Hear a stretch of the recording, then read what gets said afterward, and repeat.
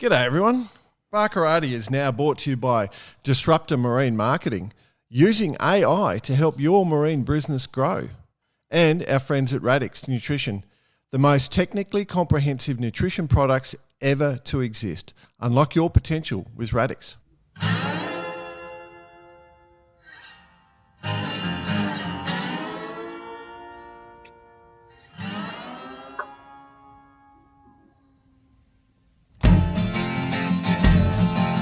G'day listeners, welcome to Barkarati the Sailing Podcast. My name's Jordan Spencer and it's that time of the week where I get to hang out with some really cool sailors, but of course have to share the mic with my two idiot mates. First off, let's welcome Mr. Brett Perry. Greetings, Exalted One. VP.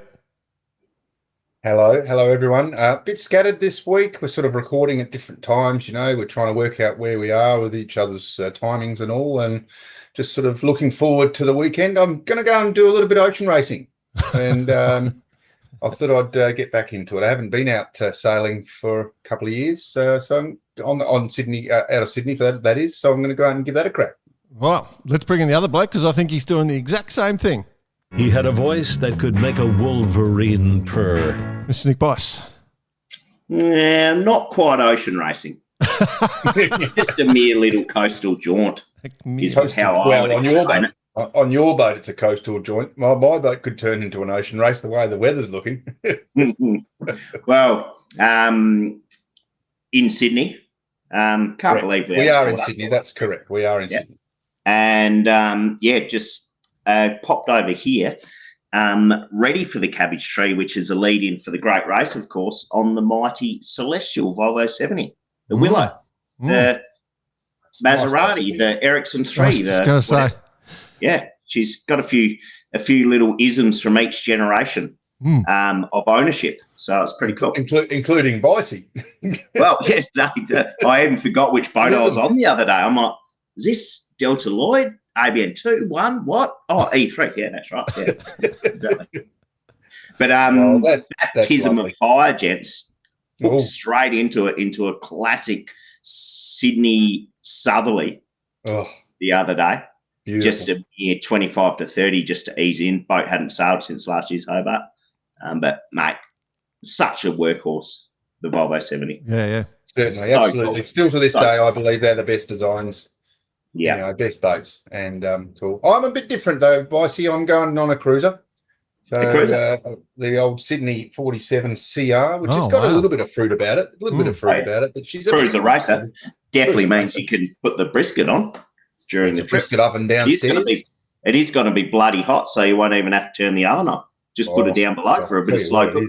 It is a stinker at the moment, isn't it? Yeah. So, hey, all good. Looking forward to it anyway. All good. Classic. Cool.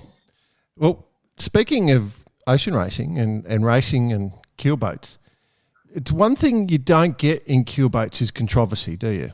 No, don't think. I reckon bring back some more controversy or controversy, as we call it in the southern states. Yeah, controversy.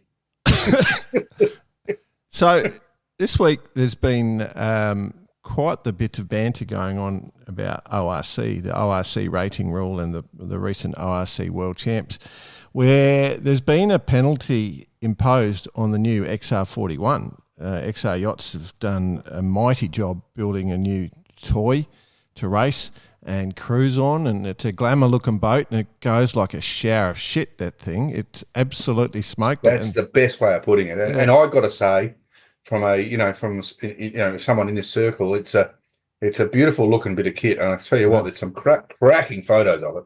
Yeah, and for the non-Aussies, shower of shit means fast. It's a positive... Yeah, doesn't mean you actually stand under a shower of shit. Stand under a shower of shit. It's fast. It's a fast boat. Anyway, so... As opposed to, maybe we could explain, whilst that goes like a shower of shit, it's now hooked up into controversial circumstances to a bit of a shit show. Yes, that's exactly it. Well played. And that shit show has really played out where we've seen the ORC rating committee have dished out a 10-second per nautical mile penalty against it because it won the Worlds. And if you can speak Danish and you can read some Danish websites. As you can. As I can, fluent in Danish, and I've done the reading. What the International Technical Committee has done, the ITC for the OCR, I love doing that, has made this ruling, and it's caused some real problems. Now, there's a website, if you do read Danish, it's Bad Magasnet, B-A... Oh, yeah. You got that, haven't you, everyone? BAADMAGASINET.dk.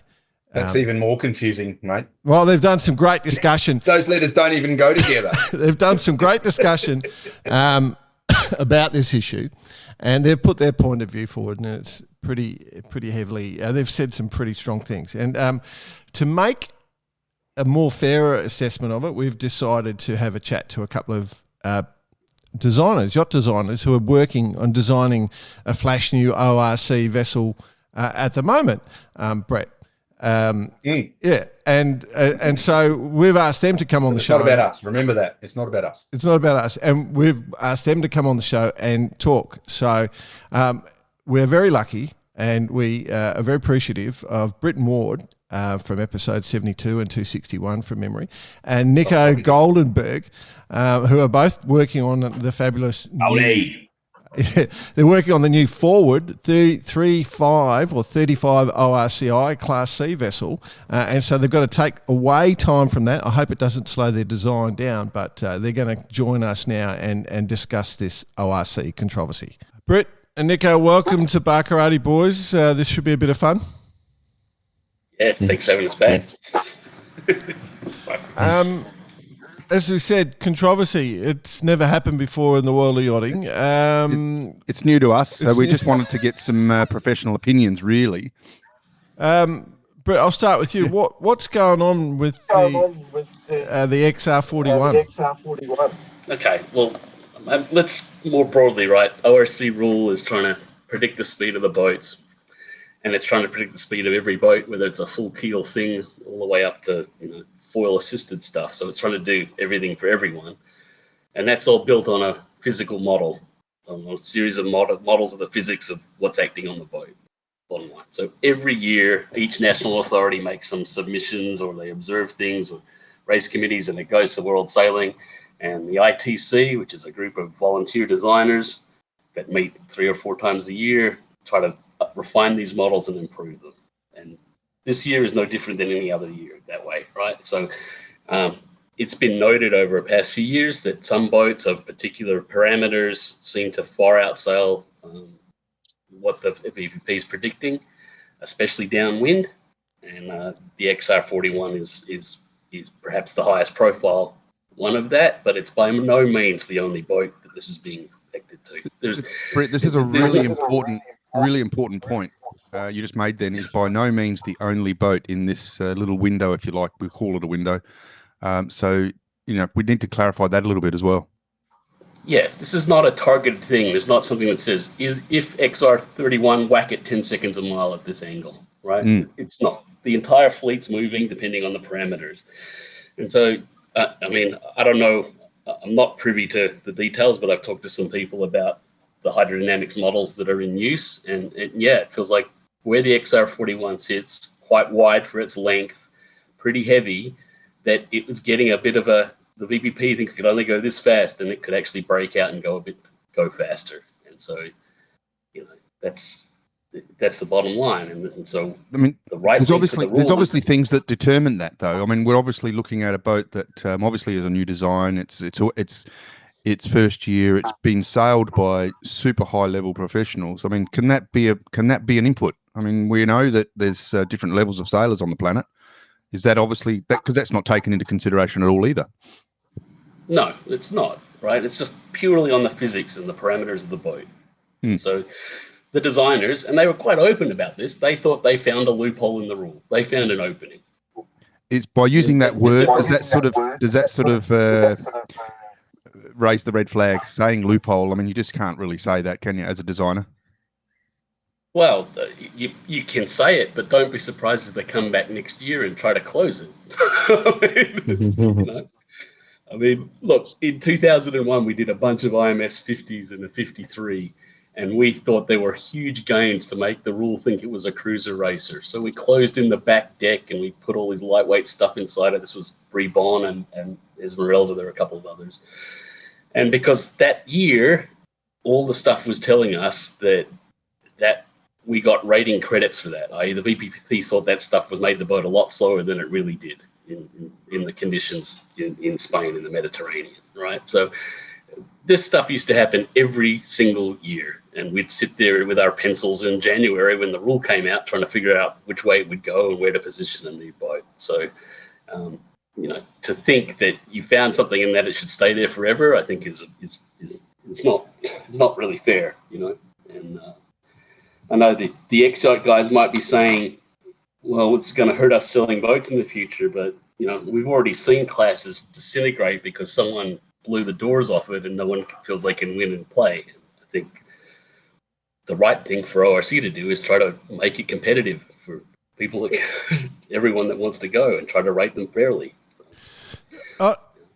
When I sort of look at this, my understanding of ORC, and this is for either of you guys, my understanding of ORC is it rates quite well in displacement mode, and the cheat sort of is how fast a boat goes planing. It doesn't rate very well once the boats start planing off downwind, and that's what my understanding of this was looking at it.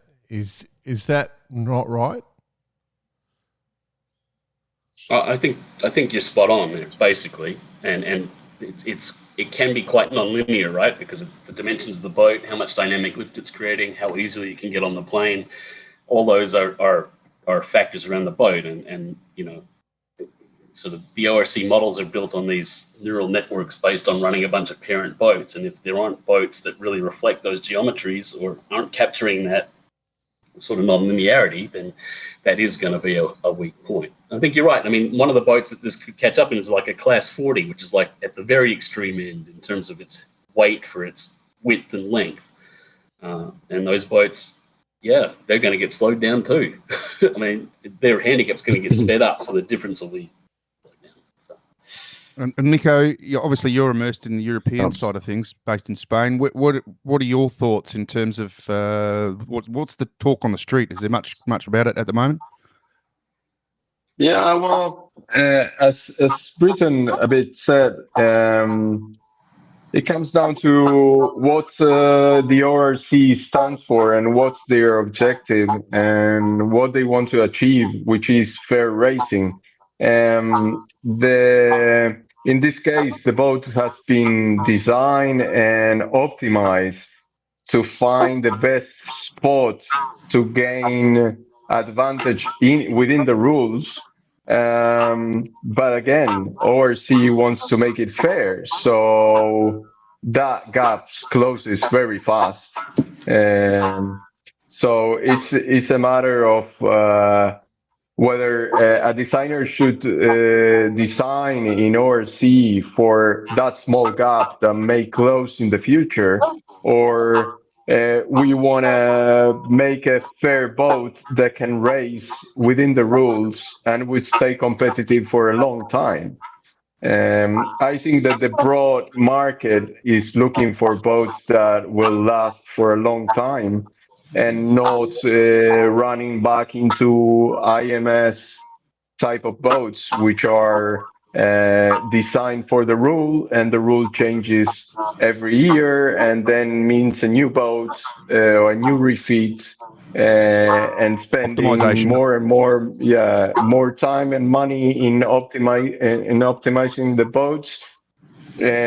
So as a designer a bit, I think that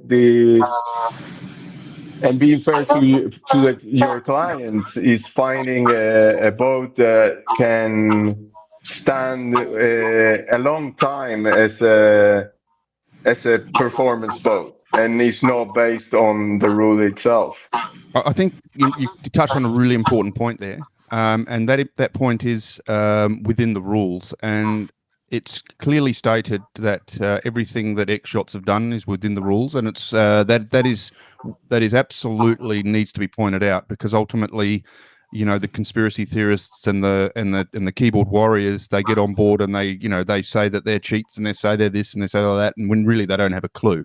The purpose of this discussion is to really sort of, I guess, get across the point that everything that X Yachts have done is within the rules, and they've done it down the line. I think they've done, it's absolutely within the rules, and I think the boat's great. They've done a great job at finding performance. Now, totally irrespective of rating rules, we should want boats that are cruiser racers that get up on the plane and are rewarding and fun to sail. I mean, that's what we're all trying to achieve, right? I mean, so I think that's fine with that. Can we look at this? Honestly, can we look at this from the other perspective? Just does it mean for designers to go the other way? Does it mean does it open the door to sort of actually go back to that horrible philosophy of slowing boats down, or do we keep on this and just say, okay, this is where the new number is, this is the new normal? We design a boat with similar characteristics, for example, to the XR, and we just know that that's where it's going to sit now, rather than last year it's going to sit up here. It's now sitting sort of here. I'm just praying that it doesn't make us go back to that slowing boat down mode. I mean, I think that is a philosophical question, but I think my philosophy, and Nico shares it, but is that there are a lot of dynamical things that the VPPs are never going to capture, right? And that's acceleration and getting on the step and maneuvering and taking, and all those things will always say, if you can be faster, even at the sake of paying for some handicap, you probably take the faster option.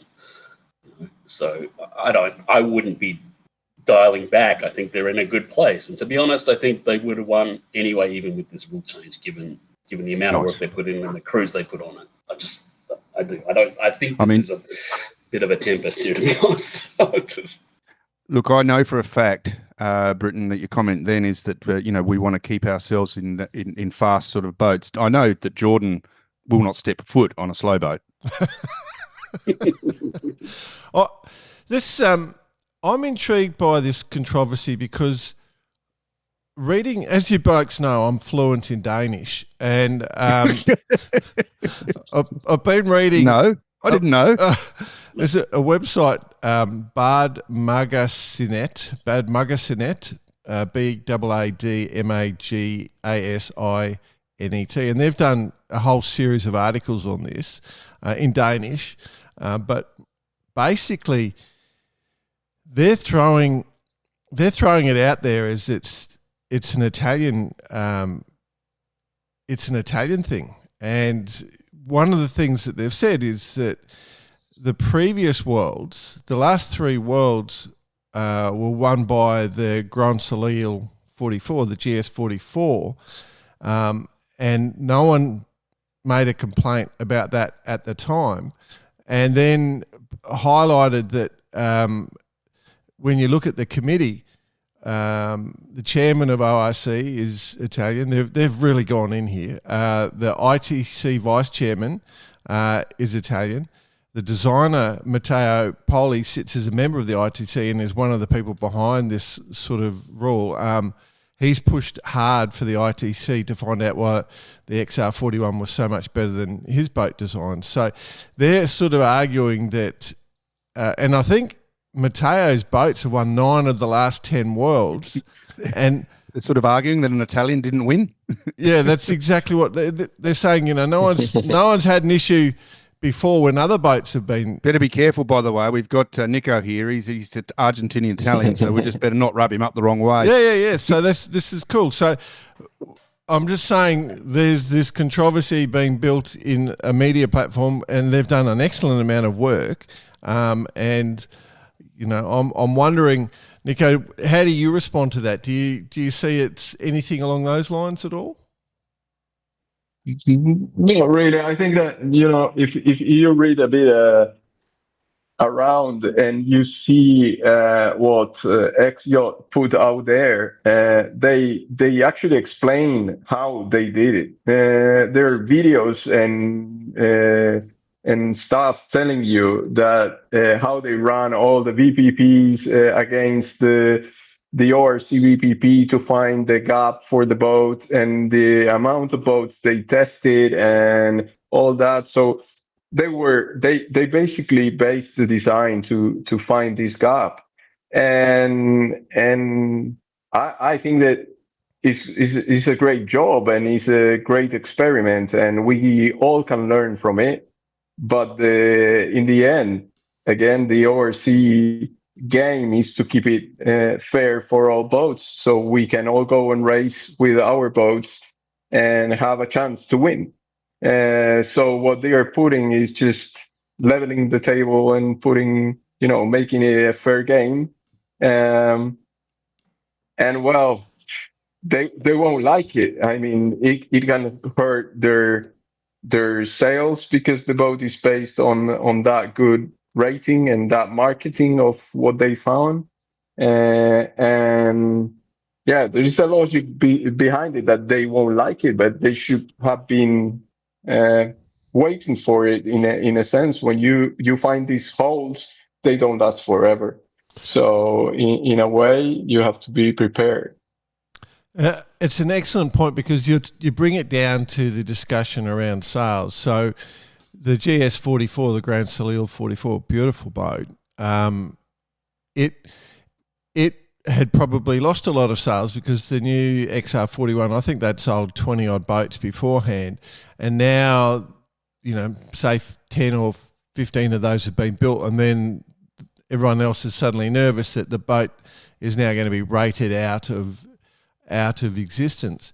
If I need you guys to imagine that you're designing an ORC boat that you want to sell to the market, right? Oh, imagine that, Britt and Nico. Imagine that. Right. If you could just imagine, what things do you have to consider in that situation? Do you have to pay the ORC technical committee bribes? Do you have to, are you just still going to design the fastest thing under the rule? What's the considerations as designers when you're going to come in, and if it moves? I get your point, Nico. They're trying to keep it so that all boats are still competitive. I fully get that point. But then things move and change and evolve. So how as designers do you deal with that? Britt's itching. You can just see him itching here. He just wants to. He's jumping out of the seat. Look, I'm not as fluent in Danish as you are, Jordan. But, I've read most of those articles, and I actually think a lot of them are really off base. I think targeting Matteo is really uncalled for, and a lot of them make it seem literally boat is XR41, hit it 10 seconds a mile, which just isn't the case. Right. It's not. It's being applied to bidding trees.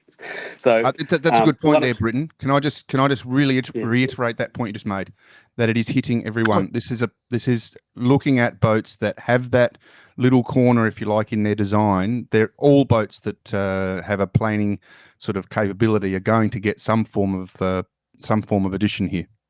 Yeah. So I mean, my partner, Jim Schmicker's been on the ITC for 20 years, right? So our office has been there, represented all that time. Vrolic's got a bunch of people there. I mean, it's a mix, a really diverse representation of people that are volunteering to be there, that are, our day job is trying to beat the rule, but we all feel that a level playing field is the best thing for the industry and for everyone, and so they invest time in it to try to make it the best representation of reality. So, yes, Matteo's boats have won in Class 2 a lot, but you know what? 36.7 we've modified and optimized that we designed 20 years ago won the Class C World Championship. Jim sits on the ITC, helped design that boat. Do you think, no one's coming at us saying that. Patrick Forsgren just damn well outsailed a bunch of those Italian 998s and won it this year. I think it's really, it's way out of line trying to throw that accusation at them. I think the purpose of this conversation, it's another very good point, and Jordan, you sort of touched on it, we touched on it earlier as well with the the keyboard warriors and the social media and all the media outlets coming up with this sort of conspiracy theory that it's that all of these this XR has broken the rules and blah blah blah. I think it's a huge point, and that the general public shouldn't be afraid. We know that the boat is still going to sail well. We know that for a fact. And you said it earlier that it would have potentially still won the racing in a situation where it had this number put onto it. I guess the key here is that we as designers or project managers or whatever you want to call us are trying to keep this at a point where we don't want the clients to be worried about getting a boat and then all of a sudden having it worse off than they thought it was going to be. That's probably the biggest point that with the new XR owners, that's the hard part for them to swallow. I think so. So we're together with Nico and Britt here. We're working on this new 36-footer targeted the ORCI top of Class C band.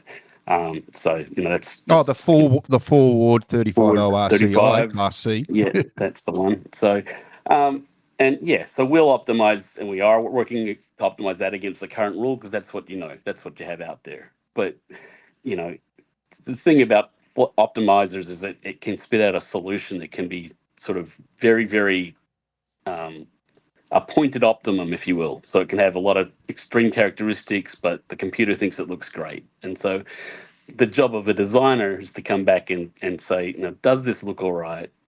Does it globally perform well? Is it going to be a good boat that has longevity and lifespan? And it's especially true at these smaller sizes where they are production or limited production boats because they're quite cost sensitive. So, how heavy they are, all these things play into that. And I mean, that's the fun of trying to design these boats, I think, is it's not just a pure race for it, but, and that's a chance for some personalization. I certainly have my own views. Like I said before, in doubt, I'd probably err on the faster, higher performance side because I think it's just going to be a better boat. And I think there's a lot of things that aren't rated in the current rules that favor that for acceleration and, hopping on a wave and maneuvering and all these other things that I want to go grab, even if it, at the expense of maybe a second a mile or two, So that's my take.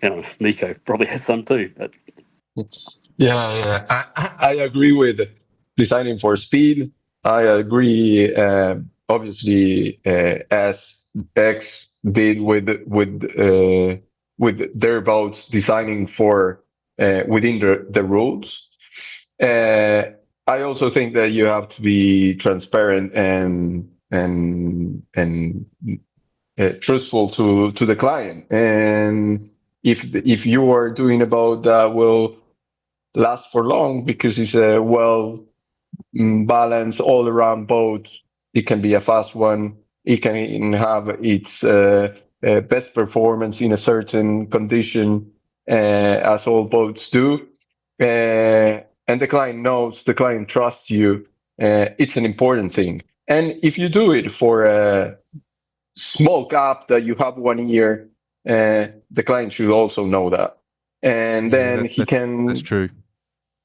He can decide if he wants to go for a win that year and get that boat and try to have that margin that was gained in the design within the rules, or he goes for the long run. I want to have a boat for 10 years and I will be racing it and tweaking it, and I want to win it in that way because I cannot change my boat every year. So I think that, there are kind of two sides, the side of the design and the side of the customer. And you also have to, be transparent there. What you are designing, what you want to deliver, and how you will make it work. So I think that there is a bit of both in the design, and I would design the boat to be the fastest. There is no going for slow boats, and it's also because they're fun to sail. And part of that's the key. That's the key, isn't it? I mean, let's be honest here. Having fun. Yeah, well, winning's fun. Let's be honest, winning's fun. And sailing a boat that responds is fun. I think that the general public is in the consensus agrees with that. Jay, how would you feel, mate, if you'd just spent $1 million Australian on an XR41 and this news has come to you? Let's talk at it from that point of view, because ultimately that's the key here is the clients. So, if you put yourself into that position, the way I look at the boat, like I'm sitting here for this discussion at the moment, I'm thinking back to the late 80s and those IOR boats and how ugly they were, and they didn't plane and going downhill, you didn't know which way it was going to turn, all that sort of crap. And in fact, the other day I was walking through a marina, I was just going, I'm so glad that yacht design rules have allowed us to move to these much more high performance, better to handle, nicer feeling boats, and they're so much prettier. They look like proper boats, and so from my perspective, that's the sort of thing that I'm looking for. I want a boat. I'd be looking for a boat. I wouldn't give a toss about how it would go on rating. I would want the best sailing boat. Because, obviously with my natural brilliance, I would outsail the rating no matter what I was given. So, but, like I'm looking for a boat. That's the answer I was expecting, Joe. You know that. It was. I had to give it to you. So, look, from my perspective, I'd be looking for a boat that I could dual use, like a bit of racing with my mates, particularly, probably I'll lean towards the double-handed stuff these days, but the fully crewed stuff, all good. But then, I want to see a life. I want it to have a secondary life, where it's not the cutting-edge racing boat, that if I sell it to someone's going to get a really good boat to go, and whether they do race it or whether they go cruising on the thing, that would be a lot of what informs it. Like I don't look at the Grand Salil 44 that just got beaten by the XR41 and go, well, I don't want one of those anymore, because they're beautiful boats. And the XR itself is a gorgeous boat as well. So I'd be happy either way. So what I'm looking for as a buyer is a boat that handles and feels good. Like it just, you can push hard. That's what I'd want. Like if it was 20 knots and there was a big sea running and me and my mates had a few beers and we just had to go down the coast, I'd be going, yeah, it's the boat I want to go, let's get out there and take off, and just smoke that thing downhill. And then everything else is sort of secondary for me.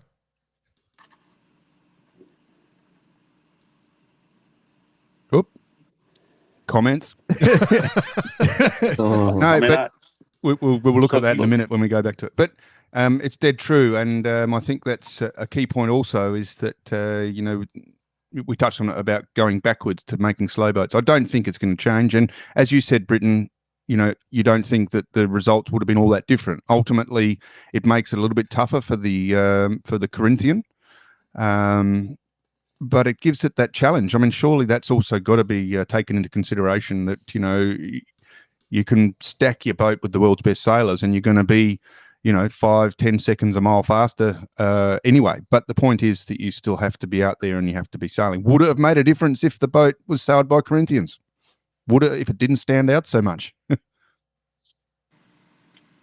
Yeah, look, like I said, most of the features we're talking about here are desirable ones. I mean, the boat gets up and goes. It sails, it hops on the plane better, even being a heavy production boat. Those are all really desirable features. And especially we talk about Australia, it's because it's still more IRC dominated than ORCI. There are type form differences with the single point versus the full handicap matrix that ORC gives you. So, I think trying to design a boat that works into everything is the goal, and that leads you away from, I think it should lead you to more desirable, just general characteristics of being a good boat, which is kind of where we started, right? Yeah. So, yeah. I mean, that if the rule does create that, obviously the point you just made there's more IRC in Australia, which without, I don't know how to ask this without causing grief. Like which rule produces the better saleable boat?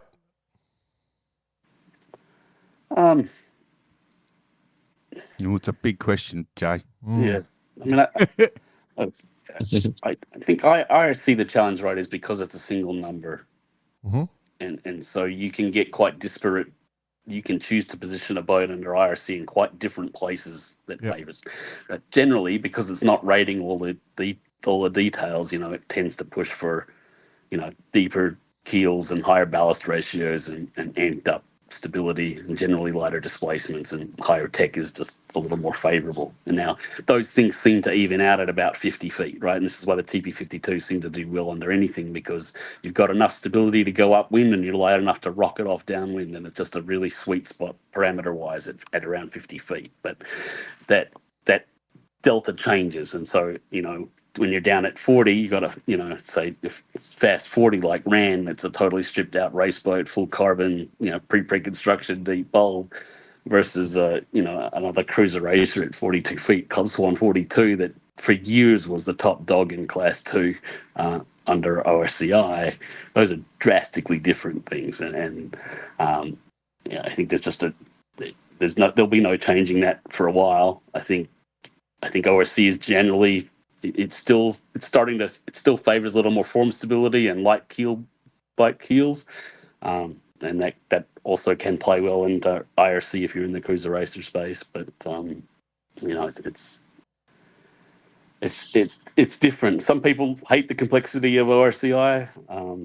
As a scientist, I like it. I think it's give you the best possibility of rating your performance in those conditions fairly, right? Right. So it's a philosophy thing.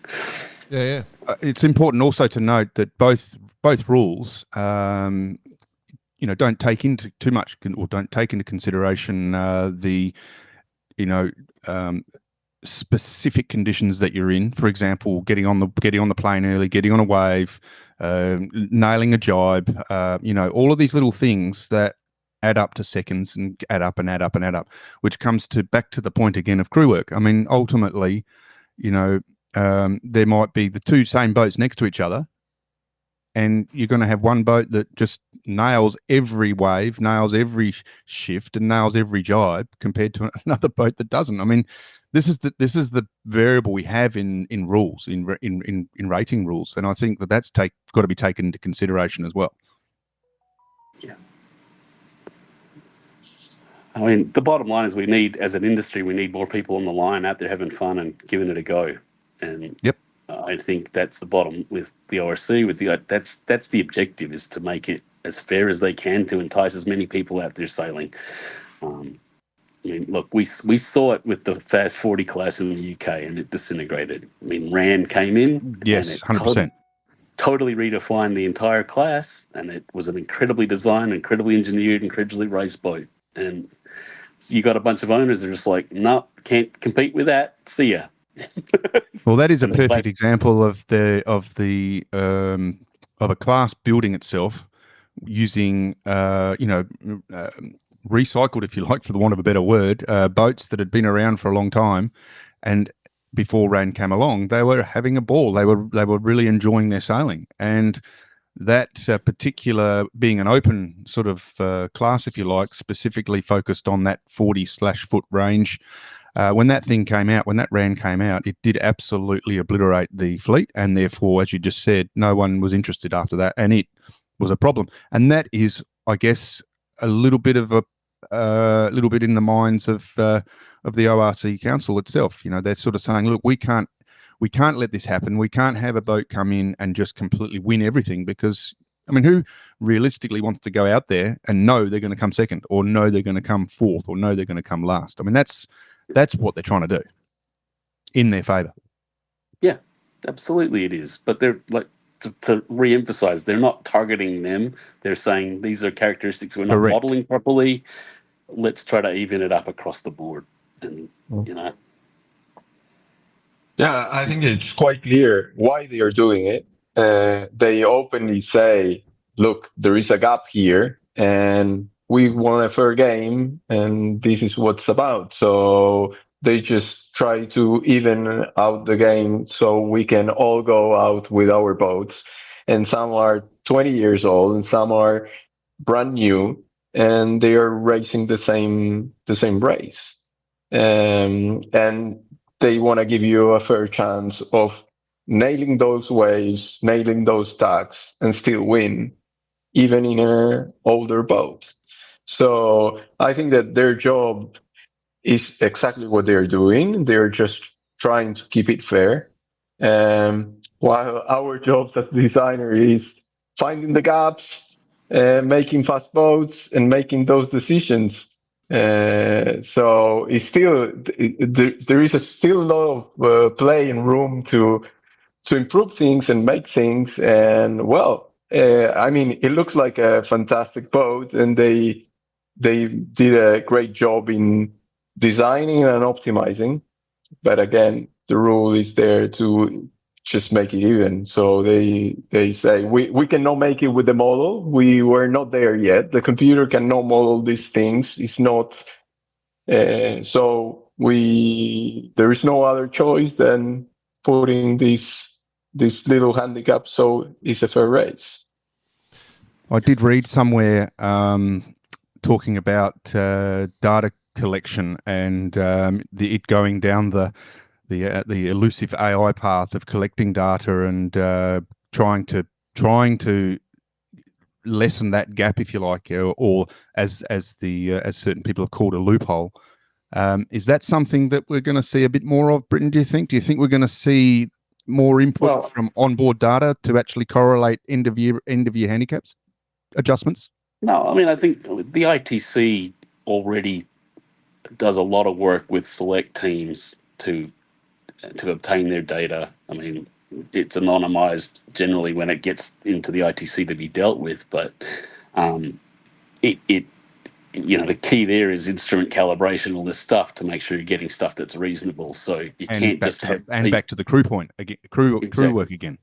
Right. So, I mean, in that, I believe that is being used to calibrate or at least to understand where there are maybe big discrepancies, right? And then so certainly this downwind one, heavy downwind symmetrical spinnaker boat versus an ASIM boat, or the other example we have is like the Cookson 50 with the canting keels versus the TP52s upwind. And there are misalignments there that don't really seem to make a lot of sense. Like, generally thinks canting keel boat should be just a rocket ship compared to the fixed keel boats, and reality is just not bearing that out. And so, I mean, yes, the data is being used. I think it's being understood. I think we're a long way from just dumping this all in and trusting the black box to spit back out better bloody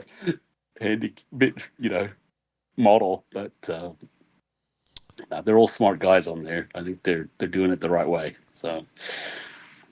I'm intrigued. So, as you guys sort of alluded to, you're designing and going to build a Class C boat, the forward.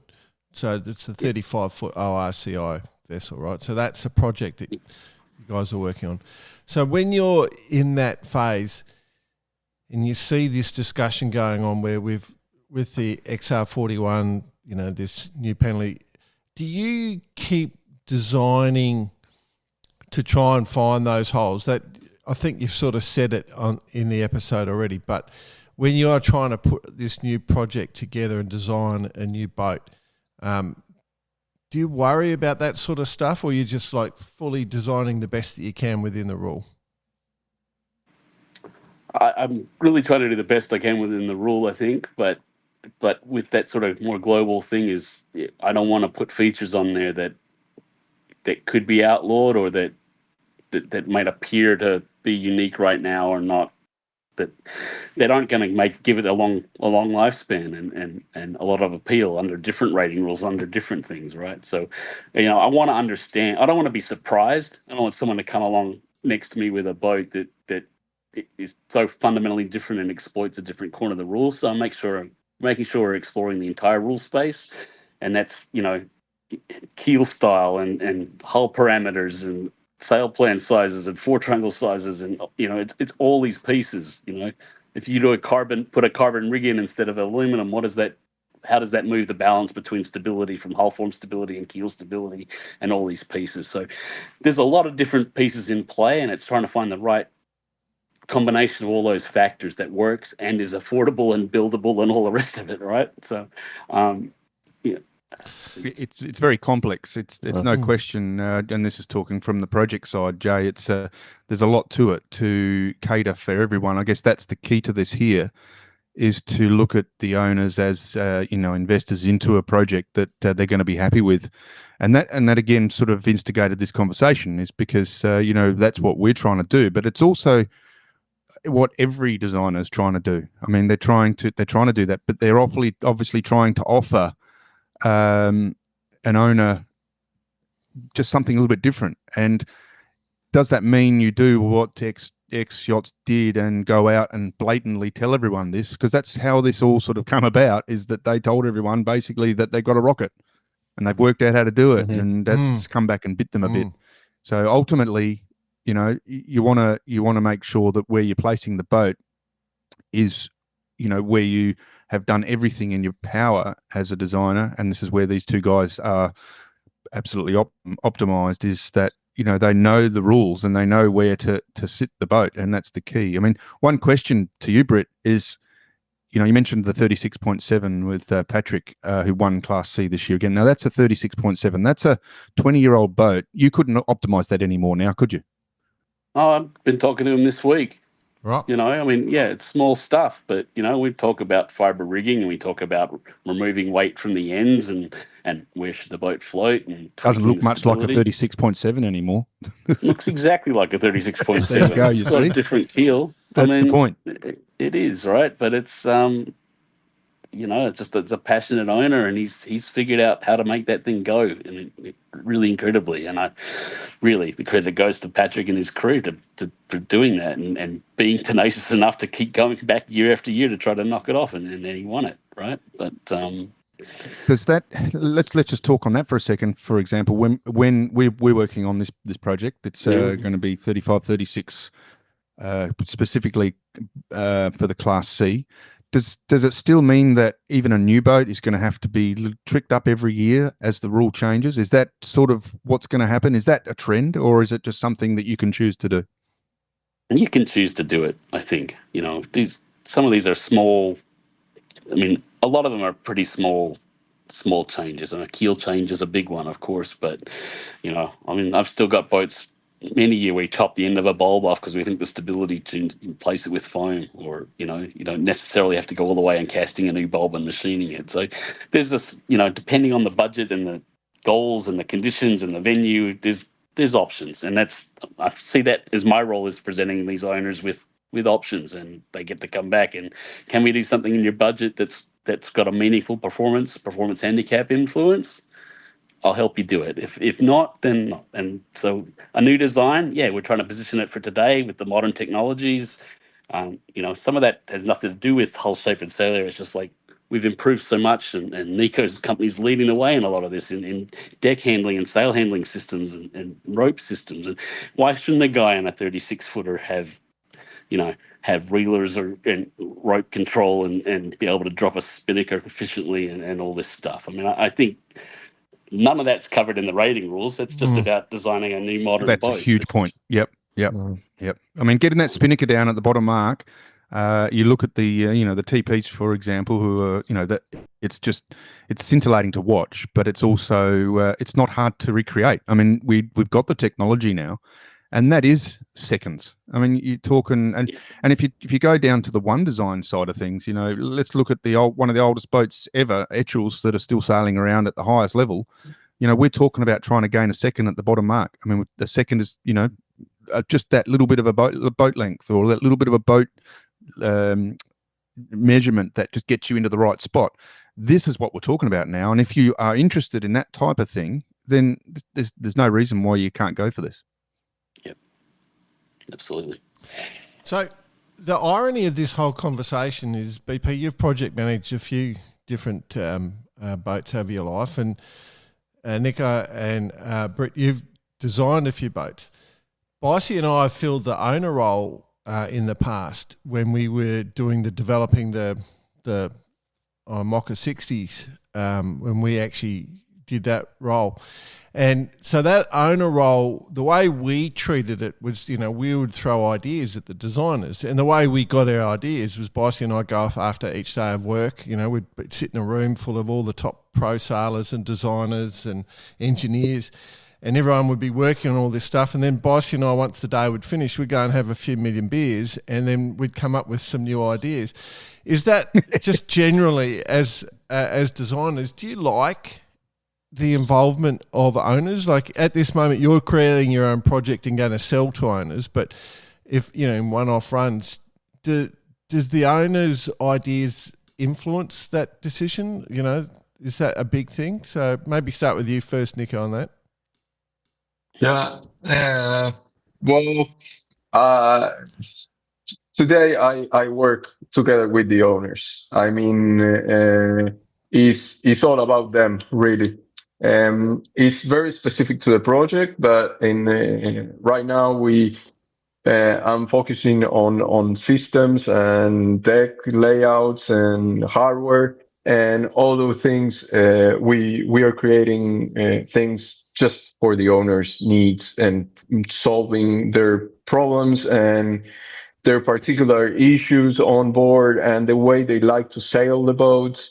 And we see this. We are close to TP52 teams, and in the end, they are sailing and they do it their way. So in those projects, you are very, very close to the client. When you are doing a serious production, then you have to be a bit more broad because there is no one client. There is a type of client, and that needs to adapt to more people. So again, it's very different when you're doing a one-off. It's all about the client, and then the client becomes a bunch of people, and you have to design for all of them. So you're just choosing things and making it will be a more like even boat, a more fair boat. So everyone there'll be bits and pieces it. taken from everyone, and that's the key to this to a series production project like this one that we've come out with. But and it would have been the same for the XR41. So yeah, 100%. I mean, to my eye, from a designer perspective, when you guys look at modern boats, like when I made that comparison to the sort of IOR boats, do you guys much prefer where we've gone with yacht design? Like, is that, and where could we go? What should we be looking to do next? Like how do we handle foils and how do we handle that? But to my eye, are we in a better place is, I guess, the gist of the question. I think we're absolutely in a better place. I mean, when Bruce started, we were, even in the IOR, Farr yacht design was about doing really light boats because you reduce the loads, it accelerates better, it feels better, it responds better, and the entire universe has moved to lighter boats, and I think we see the advantages there, and so much of it goes back to where we've come with structures, what our ability to build these lighter, stronger boats, materials, better ballast ratios, the sails themselves. I mean, I don't think enough said about how incredible the sail materials and design are now. I mean, we can do things with those sails that you couldn't have dreamt of 15 years ago. It wouldn't have worked, and so I think there's a lot of performance gain that's happened above the water as well. No, I think we're in a much better place. I think, the whole foiling question is a whole another level, right? And well, we're all sitting around waiting to watch the Palm Beach 11, aren't we? We're all sitting here going, and that's all starting next week. So we're going to keep an eye on that one for sure. Yeah. I don't know. There are real safety concerns on boats that are going, sustaining 25, 30, 40 plus knots that I'm not sure any of us really know how to deal with. And I'm always scared for the general populace that some people are going to get really hurt. And I think that's, so at 10, you're trying to be innovative and be cutting edge. And I've worked on some Open 60 designs in the last couple of years, and I've worked on American Magic, and it's intellectually and sporting wise, it's such an incredible challenge. I mean, it absorbs every interest, and it's just fascinating what's achievable out there. But how does that apply and general purpose. There's a role in the world for both of these things, but which is a huge point. And we're getting towards the end of the conversation, but we now have the ability. Well, I said we. You guys now have the ability, especially Britt, with your time in the America's Cup, to bring these amazing amounts of knowledge back to the general public. Not so much in the terms of foils and this and that, but there's a whole heap of structural things. There's a whole heap of manufacturing techniques and ideas that have come down from that. We talk about trickle down all the time, Jay, and this is a perfect example of it. The way these boats are moving forward. So it is an exciting time, and I think we're in a good place.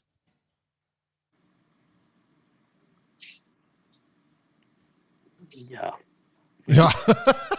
another one. Everyone's just sitting here going, "Yeah, we're all good, man." Maybe they don't agree with you, PP. It's like a hippie commune of yacht designers.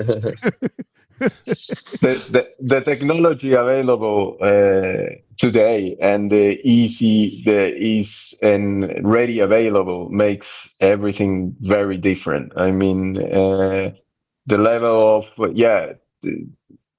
all the technology and all the improvements we have seen have an impact in how we do things every day, and it's the same for the yacht design and how hard was to do CFD analysis 10 years ago, and how easy it gets to do it now, and how easy it is to run structures on your own computer. So that is.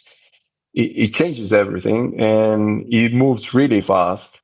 And I agree also with Britain that I think that in terms of sailing, we kind of see two things. Foiling is one thing, and sailing will remain to be a different one. Yeah, it's not the same.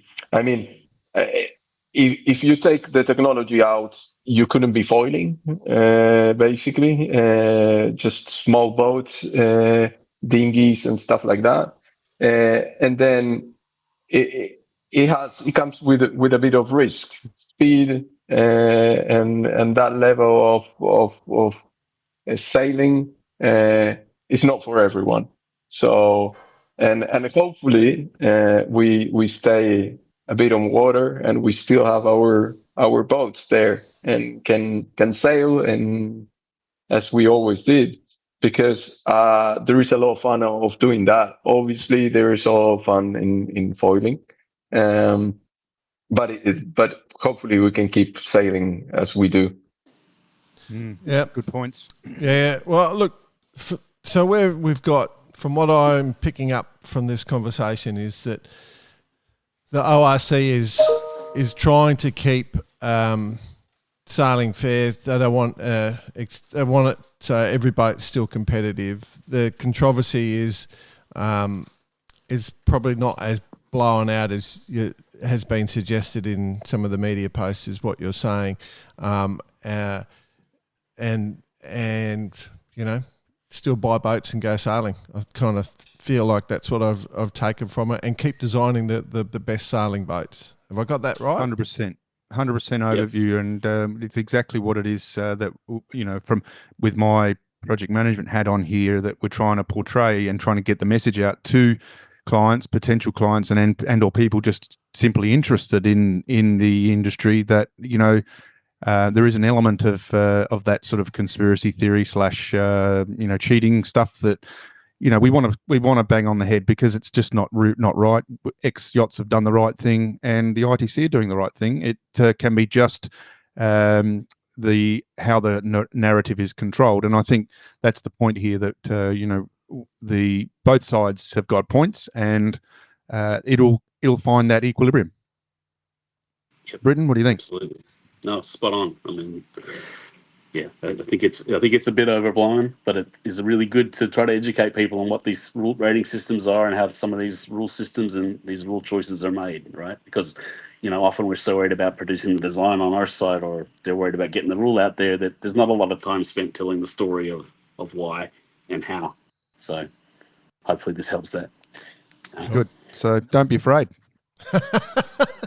Salesman hat going, right? Give us a call, and you can have a 35 ORCI boat in the next year or so. Right. No, That's all right. good. Hey, guys, thanks a lot for your time, and obviously the insight into a designer's brain is a very difficult and sort of absorbing journey, because you are unique individuals. There's no question. But on top of that, having been able to answer questions honestly and openly about what you think and how this situation has evolved is really cool and insightful. So thanks for coming on. Anytime. Thank you.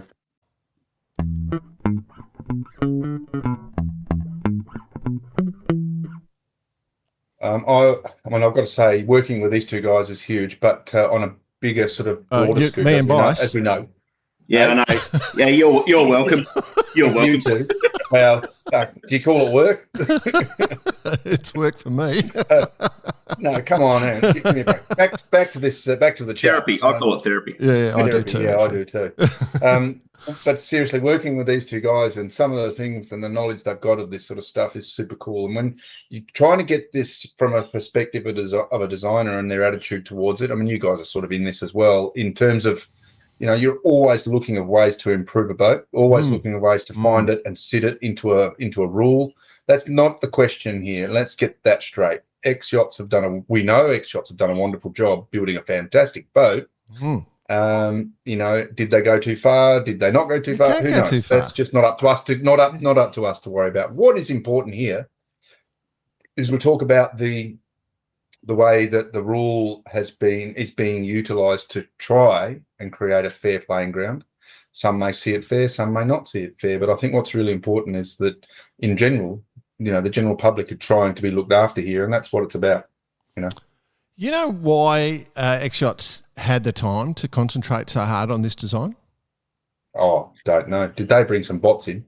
They did. They used our friends at Disruptor Marine Marketing and used the boss bot. Yeah, so they could, they had the 24/7 receptionist waiting to go to take all the inquiries and set up their own referral system so that they could concentrate on the work at hand. And that's the advantage. If you're in the marine business, you can just go to this application. So just Disruptor, DISRUPTA, marinemarketing.com.au.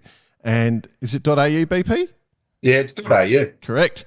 And book a demo. And they did. They've used the Marine Disruptor, and now they can concentrate on their real work rather than having to do all the follow-up stuff, and all the leads are being generated. Which is where we've struggled for years, trying to do all the real work. Yeah. And now they've got the buy spot working for them, and away they go. It's it's a no-brainer. You're welcome. I heard they actually they modelled the XR41 using Lego straight out of demo. It was a bit chunky in places. A bit chunky in places, but I'll tell you what, it works. Measurement bumps. All good. They're measurement bumps. That's what they are. Disruptor, marinemarketing.com.au. But like I said to you, it's an important topic, and I guess it's important that we talk about it from a neutral. Neutral. Oh, the ORC thing. I thought we were still on Disruptor there. And congratulations. We know some people have already taken the trial, so good on them. Yes, there has been a few trials, and we're getting some positive feedback, which is good. Yeah. The ORC thing, let's see how it plays out. But obviously with that, the new 35-footer, what's it, forward? 35 ORCI. That one will be interesting because that's a beautiful. I've seen the drawings for that, BP. I don't know if you have. It's a beautiful looking boat. No. But it is. It's an important class in Europe. I mean, it's not really big in Australia. It's definitely not big in the States. It's not even big in New Zealand, but it's huge in Europe. And it's obviously just going to be a really interesting and cool project. But the ORC rule itself does sort of still enable you to switch it into another format, and there's a very easy way of doing that, and that's with what we're doing, and it's what all the other boats are doing also, is you can have a deeper keel and a bigger mast and more sail area, and that can convert it over to an IRC version. So you're not being locked into an ORC boat and then fail in other handicaps. We do have these options in place. It's very much a plug and play sort of turnkey option Just- to utilise different sort of. Just don't handicaps. stick your jib top out on the end of your bowsprit. Yeah, Are we still don't- talking about Disruptor? Other events, just Other events. finishing up this weekend is the World Sailing Inclusion Championships taking place in Musana in Oman. So for all the competitors there, we just wanted to acknowledge and hope everyone's having a grand old time. On Tuesday, for everyone around the world, Yes. the big boat race on Sydney Harbour. It's a great one just to tune in for a bit of fun. So it's a live stream on the interwebs. You can go to a channel called YOU Tube and watch it live. So YouTube. On Is YouTube. that new? Is that new? Yes, it's been around for a couple of years now. But no, on YouTube and all the Cruising Yacht Club of Australia site will get you Well, there as well. might even be a couple of other channels that might show a bit of live footage. Oh, yeah, what's that? Bar Karate Live, you going live? Karate BP? live.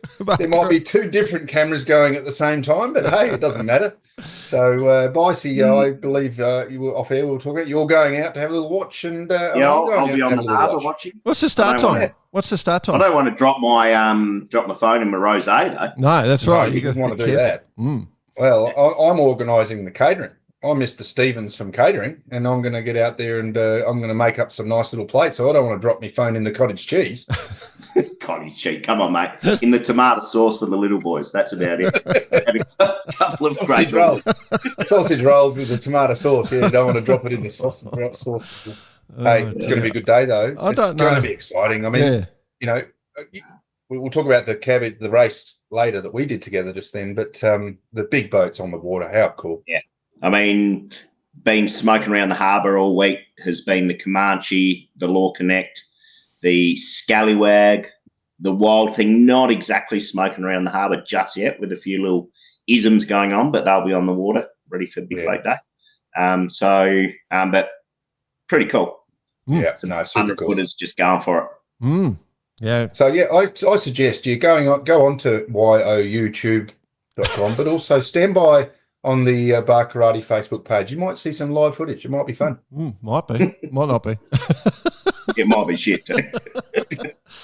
Moving on. Jack Lloyd. Might be just us filming the cheese platter. Yeah. Jack Lloyd, listener of the week. Time to jump in there. A couple of little ones come in this week. Remember, if you do send the best communication to us during the month, our friends at Vicarby will give you a couple $100 worth of gear, which is awesome. We got a couple of emails that I mentioned. What have we got? Guy Naylor sent us an email. Boys, did you see that one? Oh, no. The nail dog. And Nailsy. Mark Disney. Naylor. Yeah, you can't call him Guyo, can you? No. Or the Geister. We can call him the Geister. But what I've got a funny story as well, by the way. Anyway, go on. Keep going. hey guys, long time listener, first time caller. Just listen to your latest podcast. Don't forget about the 2026 Mirror National Championships. Haven't forgot about him. Looking forward to him. In Steve Walker Sales Home. Nice. He's even done a plug, obviously getting a free sale out of that one. Town of Wynyard. It's all happening in Tassie. So now Wynyard in Sydney, no. It's Wynyard a train station. in Tasmania. Yeah. So don't go to the train station in Sydney with your mirror, okay? Oh, Jesus, that's a visual, isn't it? Yeah, no, that won't work. Yeah. Anyway, so yeah, that one, good one. And good luck to everyone competing in the mirror. So they're still going gangbusters, those things. It's still going well. Oh, yeah. Big Reds going hard. Yep, going hard. A certain Mark Disney brought to our attention the ORC storm after a controversial political penalty against the XR41. He's talking about a major controversy, something that we've just talked about. But I do want to thank Mark for reaching out to us. It's rare we hear from Mark Disney. Very rare. Well, He was a bit worried. He was a bit worried about being censored with this one. He did a personal WhatsApp to me and says, "You're not going to censor me, are you, with this one?" Okay, I'll read it. So he's definitely gone to ChatGPT and said, "Put this in a so I cannot be censored for the future." So he's talking about a penalty that was imposed politically driven, targeting only that specific boat type. It's not quite true, but the move was made without significant scientific or technical justification, breaking with the ORC usual data-based rating practices. This unprecedented decision has triggered widespread debate within the international sailing community over fairness, possible loopholes in the rating system, and concerns about conflict of interest, all of which we addressed. And I'd be interested, because we're reading this after we've done all the discussion, what people think of the discussion, if they still think it is biased. I think we're kind of split as a team on this, on the views of where we think it stands. But yeah, I'd be interested in what the general public. I think it's a really good topic to open up lines of comms, because it's about the public. Because often the general public / clients get left behind with this. It's just all left in the design rooms and in the handicap offices. It's something that really affects clients, and I like that Mark has come on. He was a bit worried about being censored, but as I said to you, Mark, we love hearing from you. Yeah, the Disney. It's a bit ironic that someone from Disney is talking about censoring people. I mean, that corporation. Don't start. 1920s. All right.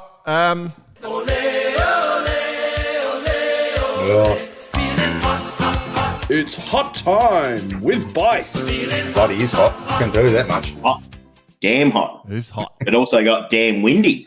What? Yes. Damn windy.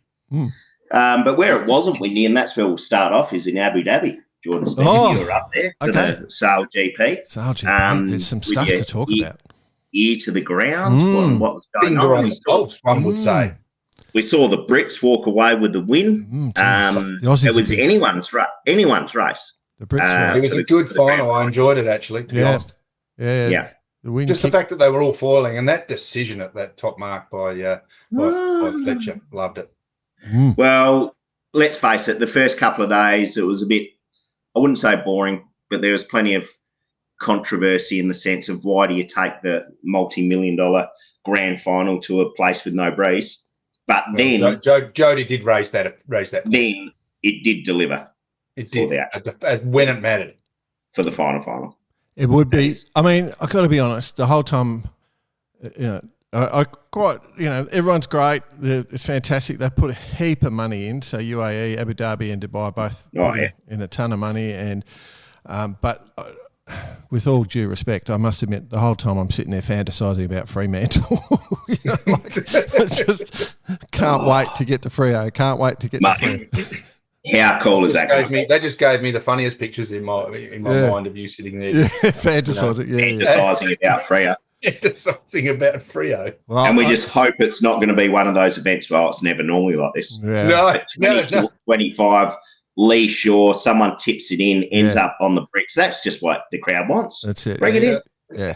Haven't seen it like this before, have we, Bicey? So for international, this is Freo, is Australian shortening and or the name that we call for Fremantle, which is where it's going to next year. Quite windy, the place.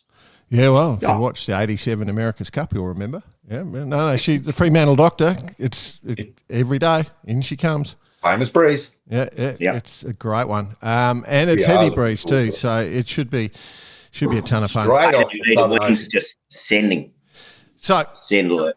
The other thing, while we're talking about Freo, one of the things that was really evident in Abu Dhabi was Babbage, whatever it was. There is crew movements, boys. Crew movements, yeah. There is a ton of stuff going on, so much that I've forgotten most of it. It's ridiculous. I'm not actually sure. I think it's all in the public domain. Like, I know Sail GP are sort of playing games online, sort of teasing about it, but I think everything's signed. Everyone's talking about it. But I think I can at least give one of the trails away. Wing trimmers. It's like a full domino effect. So, one of our favourites on the show, Stu Bithell, German wing trimmer, is going to the UK. He's going to be sitting along. And that's just a no-brainer, that move. And I'll tell you what, it's going to be a great move because he's going to put it all. He's going to put it all out there for the team, especially after a win. and him and Dylan, gold medal pairing. Yep. So they know each other backwards. Stu's a fan like that. The culture in that team's really strong at the moment. Imagine how the next level culture is going to be when they get back together. Yeah, I'll be unreal. That being said, the guy that was wing trimmer there, Goobs, absolute champion. So back in the green and gold. Correct. He is gone to Australia. Goobs is heading to Australia. He's going down under. He's going back home, which is interesting because obviously Sweden with Nathan in charge, many would have thought and many are believing that Goobs was going to go to Artemis, and the new Artemis looks shit hot, boys. The paint job, she's not the blue. It's a bit like the old Benson and Hedges racing car days. It's sort of a black with black and gold. Gold, yeah, she's pretty glamour. But the gold and black or black and gold? It's black with a little bit of gold trim, but and then the blue Artemis, I think, from memory. But yeah, so Goobs is going to Oz. So Draper's going to Sweden. Draper to Sweden? Yeah. So like a game of tic-tac-toe, Bicey. And then I can't remember who was going to Germany. Him up there, and we'll put her across here. Yeah. Oh, there's a gap here. What are we going to do with that? Another thing to talk about. So I can't remember who's going to Germany. I forgot that one. But Phil Robertson came in. He did good. The team was straight onto it. Yeah. It was a big change. I saw Langford, hunting for chips on the ground, the seagull. So to get hold by out of your hand, and he just came through the swoop. That's how I got in there. The big discussion. So tell me, the trading period or the trades. Is it something? In the draft that resembles what's happening in football in the UK, soccer? So, he's moving to that with a transfer fee of 3.8 million euros, blah, blah, blah. I don't know how much transfer fees have actually been paid. I didn't get any info on that news. I did hear a bit like the IPL for the cricket, the 2020s in India where they get auctioned. I did hear rumour of another team. Yes. Okay, so they'd be madly building a boat, something paying like $100 million to get a licence. Right. And I did talk to one sailor who was pretty excited because he was pretty certain his team was going to get up and he would be sailing. So, tell me, with the recent announcement of the ownership of the Aussie team, was my mate there, Hugh Jackman? No, I didn't see Hugh. Ryan and I were out for beers most nights, but I didn't see Hugh. Yeah, didn't see Hugh. Deadpool. You're lucky because he might have asked you to join the next musical with him for those ballerina leaks you're rolling. No, the other big discussion point in the lightweight was cycling their boards. Have you? Yes. My God, the amount of chat, because when the racing's on, I'm dialed into the conversations on the boats. I can jump onto any boat, and that's my role. And gee, the amount of conversation. So when the teams worked out about cycling boards, so basically they drop their board right forward and then pull it back in the water, then lift it up, drop it full, and so they were just paddling, right? And when they first worked it out, they just did it unrestricted. Then they stopped it, and then penalty on it, right? Yep. And then this time, the new rule was you could do 3 cycles per minute, right? But they haven't worked out how to calculate that, right? And there's penalties getting fired off left, right, and centre, and the conversations coming off the boat to some of the coaches and stuff. The coaches, right? Yeah. We heard slingers going off the ball at how many cycles we done. Yeah. With a few explicit terms. Yeah, full bore. And there was a lot of conversations because they don't really like. When does the minute start? How are the judges doing it? Like, is it a roll? Is it like my rolling 90 days over 180 for being in Europe? Yeah. Is it like a rolling minute? Exactly. So there was all this you heard the one for slingers. I spoke to Ben, the Aussie coach, afterwards, and he's just looking at me going, we don't really know how to calculate it, and so they're madly trying to work it out. Like half the teams were just like, I don't know. So it was a bit crazy. It was definitely crazy. So the cycling, the boards was the most common phrase heard on all the boats, But at the end, great final. You have to say that the UK team looking unreal. They looked unreal through most of the season. They got the most wins, and then they won the final. They got it worked out. Big, happy team. $2 million. We did say that you're worried about the actual conditions of the thing, but that last race turned it on. It was great that they foiled the whole way around, but also the tactics of the race was pretty impressive. It was a really exciting race to watch. I enjoyed it. So the other thing to mention, are we going to talk about that now? Denmark winning the weekend. Yes. So they win $800,000 US, and I saw the boys afterwards. They had a dominating performance, particularly on the first day. Party. Yeah. No, I saw the male model and Nico and the boys were very, very happy. And then the Poms also ended up on top of the ladder, so they got 400. So they got 2,400,000 on the weekend. Now I have heard. Maybe reliable or unreliable, but some of this money kind of gets held back a little bit to the end of the season. By the organisation or Russell, to make sure it does. By the organisation or Russell does get distributed in the right manner. Yeah. Well, I can't say. I've heard all sorts of things like that as well. You probably know, given who you spent the last day and a half on the water with. I'm sure you talked about all this shit. So, because he was getting a share. So that's right. Well, put it this way, he hasn't taken us out for a night in the crop just yet. So I doubt he's got his money in the bank. Yeah. So anyway, it was a big weekend. I saw Dylan, gave him a big congratulations. He was beaming. He was super happy. We're gonna get Nath on the show just before Freo. I might reach out to Dylan and see if he wants to come on, but it was great. Dylan will love a chat. Oh, he definitely loves us, so we're cool.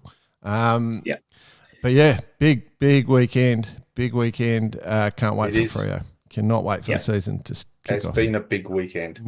Hasn't it, Bicey? Speaking of big weekend, and the mention of one of the greatest, Luke Parkinson, just been yachting with him on the Celestial. Yeah. In the Cabbage Street. Right. 172 miles of some of the best little coastal jaunts you can do around the Sydney area. As it turned out, very hot couple of days in Sydney. So the forecast was it different to what it should be? No, probably not. It was just bloody hot until you got offshore a little bit. Bloody hot, but the breeze sort of hung into the sort of north, just tickling to the northwest, trying to tickle to the northwest, but it hung in there. Yeah. And, I did the race as well, so I can sort of vouch for what you're talking about. Here. So good race, line honours. Comanche took it out by about an hour over Law Connect. Blew out their J1 on the start line. It was huge. Quite the spectacle, whilst being over the line at the same time with URM. Followed by Scallywag, Celestial V74th, URM Money Penny. What's his face, Drew? The commentator they bring in occasionally for these events. He just kept calling it the Willow the whole time. He couldn't move on. He couldn't. Need to put the logo, make the Celestial logo bigger. Yeah, but of course, you sailing on Celestial, the old Willow. Yes, yep. No, she's a bloody ripper.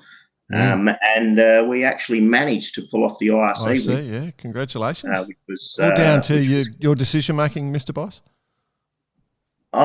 Some say yes. I say yes, and high potential. No, it's fucking cool. So, clearly they won the race last year, Sydney Hobart, the second greatest race, behind Adelaide Lincoln, of course. But yeah, are they equal second? Are they equal second greatest races? The nucleus of the team has remained the same, and led by Rob Greenhouse. So yeah. If you're on a boat with Rob, you're going fast. Unless he's broken and something. Testing a lot of things. Yeah, you're testing a lot of gear. That's why Volvo. The addition of one Nicolas Bice, I mean, that's got to add some depth. Yeah. Well, of course it does. But it's not about us, BP. It's not It's about not us. about us. You're right. Yeah. Hey, it was a good race though. But so and the Bacchanal, which is JPK, was in 1180. second. So we were clubhouse leader for quite some time, and then some nervous times because honking nor'easter for the boats coming home yesterday. This is it. I can say that we were actually right next to Bacchanal the entire race. So they were battling out with us. It was good fun racing. I did look, Bryce, because you were, as you said, you're leader once you got in, and then I was looking at the times, and there was a few boats that could have got you. You know, they only had 20 mile or 40 mile to go, and they had 2 hours or 4 hours, and they were doing 10 knots at the time. And I thought, this is going to go right down to the wire, but no. Like Love and War, I thought was in with a shot. Right. Love and War, good. Yeah, cracking upwind, absolutely cracking effort. Well, and then smoking downhill. But when I looked, I think the Comanche had finished. Well, no, you were all sort of coming back down the coast. No one had finished yet, and I think Comanche was doing 18 knots, and you were doing 18 knots. So just that little thing must have been the breeze. Yeah, so I mean, bit of an overview. The breeze obviously upwind all the way up to Cabbage Tree, which was 90 mile, and as I said to you, there was a real tough decision, wasn't there, Bicey, as to where you went, because it was still had that little flick to the north.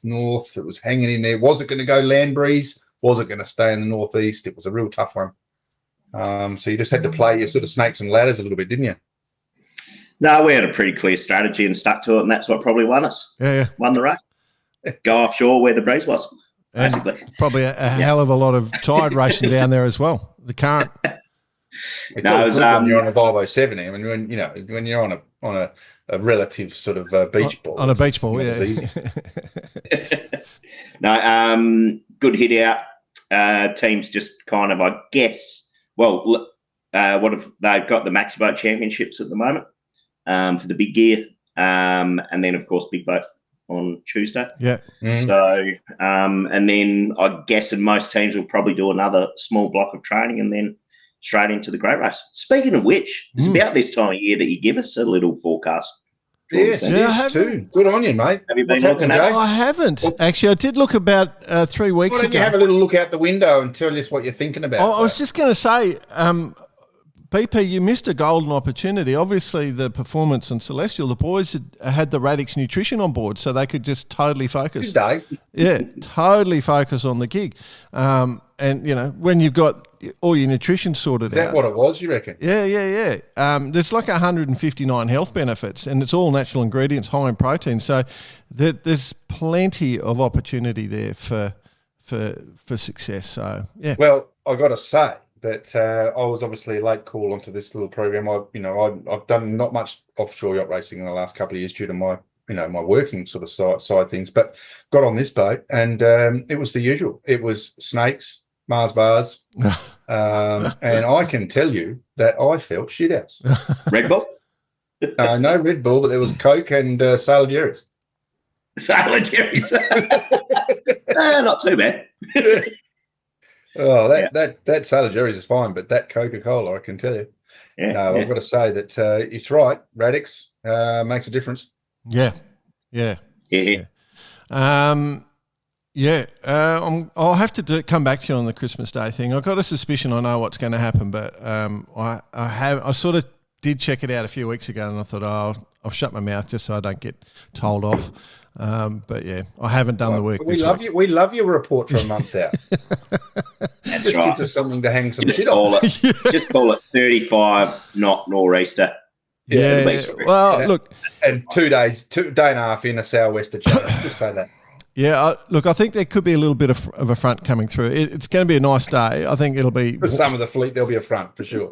It'll be start of the day, but I suspect there's going to be a bit of rain coming and, but I haven't done the full detail yet, so yeah. Anyway. All right, next week. Next week. What do you got? What else you got?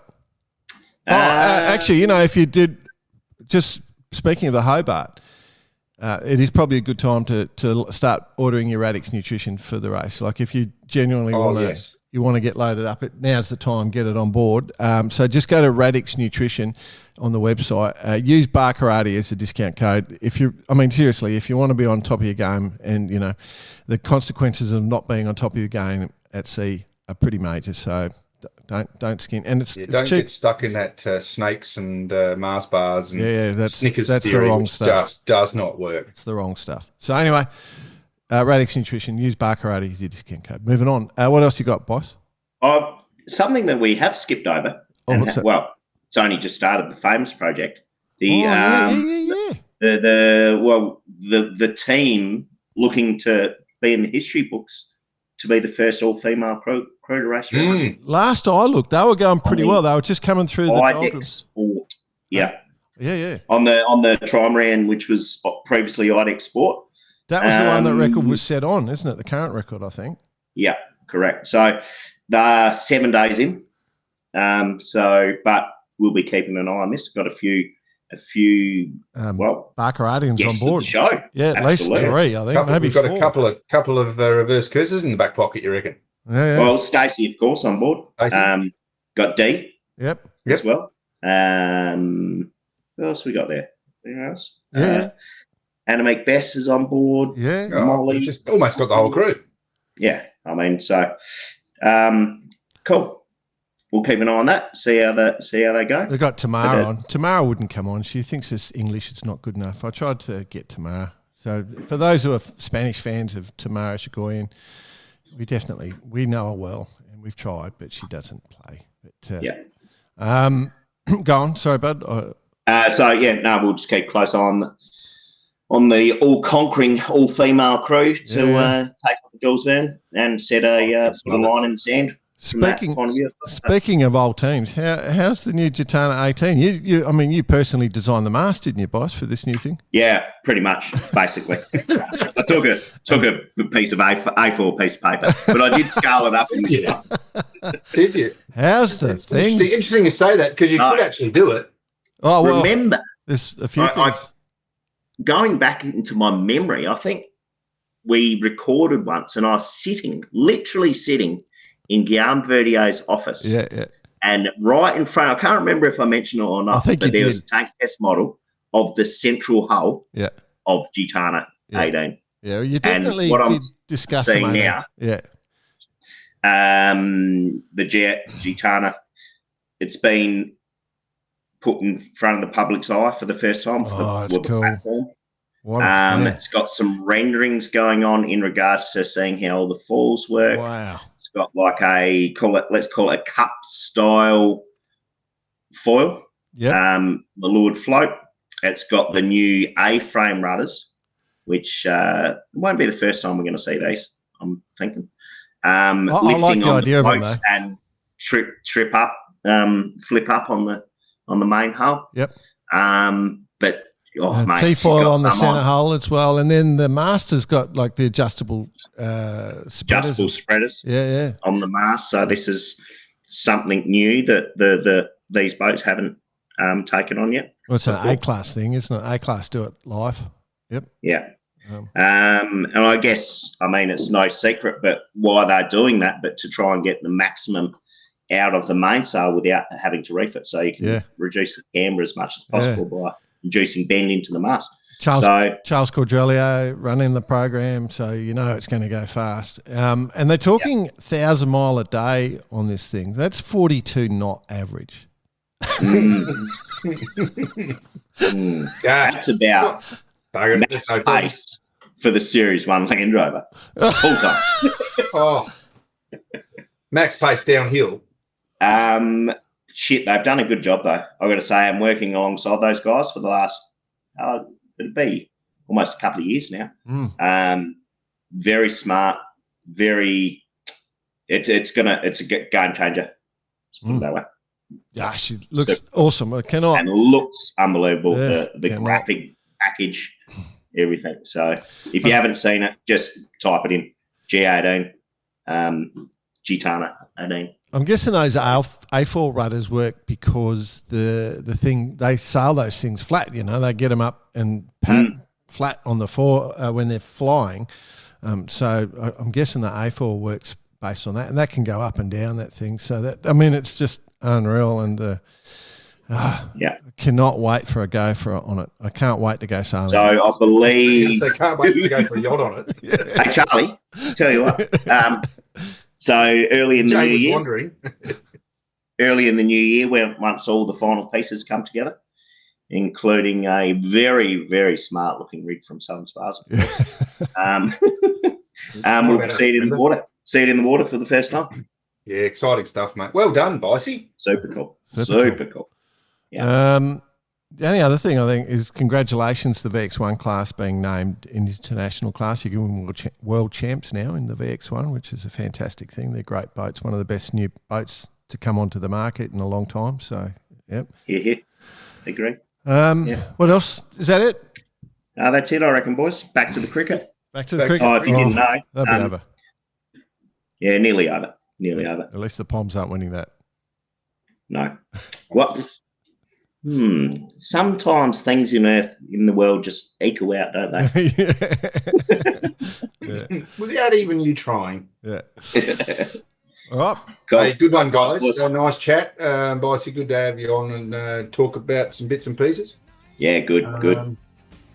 Good to see you up here in the Sydney town. Sydney town, enjoying it, getting the vibe down the club. Bloody good. Vibe, bit of Marbo.